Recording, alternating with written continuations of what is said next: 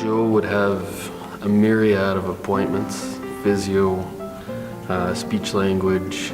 Carrie would be spending most of her days driving around to different sets of appointments.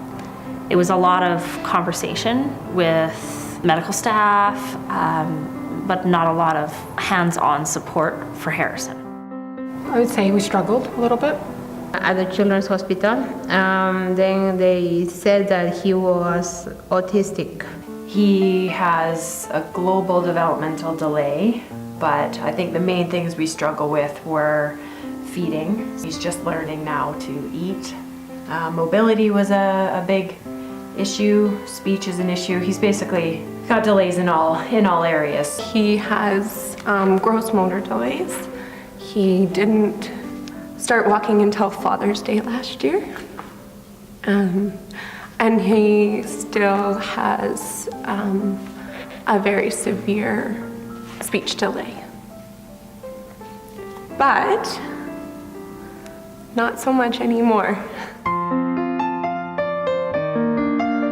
It was a very easy process, very comforting. Came in and they gave us a tour of the school, and I met the teacher that she was going to have that year in her first year. The way we did it was he would go to daycare, and then from daycare they would take him there. He was 3 years old, a very tiny 3-year-old, and it was pretty scary for me as a mom with this child with these special needs to put him on a bus and send him off to school. But there was so much communication from the school and so much support. I was terrified. I didn't want to leave him in a classroom. And he walked into Kim's classroom and he just left me. He was so excited to be there, and there were so many kids, and it wasn't even an issue. You just feel at home. You're not on display. You're not being judged. He fits in. It's like home. The thing I remember the most is seeing, a speech language, occupational therapist, physical therapist, a teacher, and a teacher's aide. You just have this feeling like my child is in really good hands here. The way that the staff, everybody, not just Harrison's teacher or his occupational therapist, but everybody in the building approaches the kids, and then adults dropping him off. He gets to come and do all the fun physio and OT and speech language courses, work, and have fun with other kids while he's doing it. When she was in school, we didn't have to worry about anything.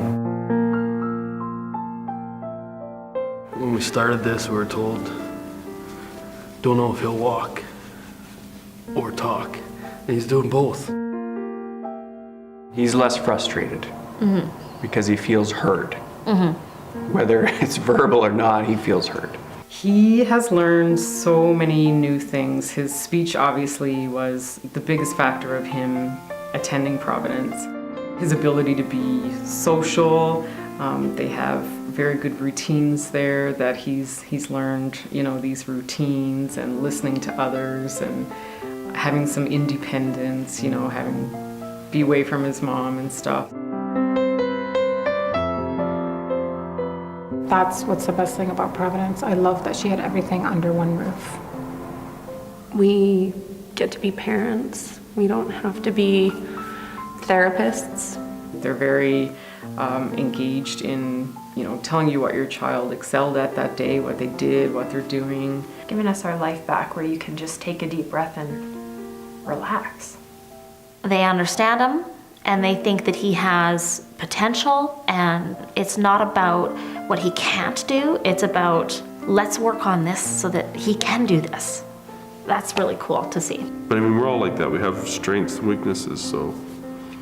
But they've worked on his weaknesses and they've brought him up, and it just helps him have more strengths. Yeah, they see him as a person first, not a disability.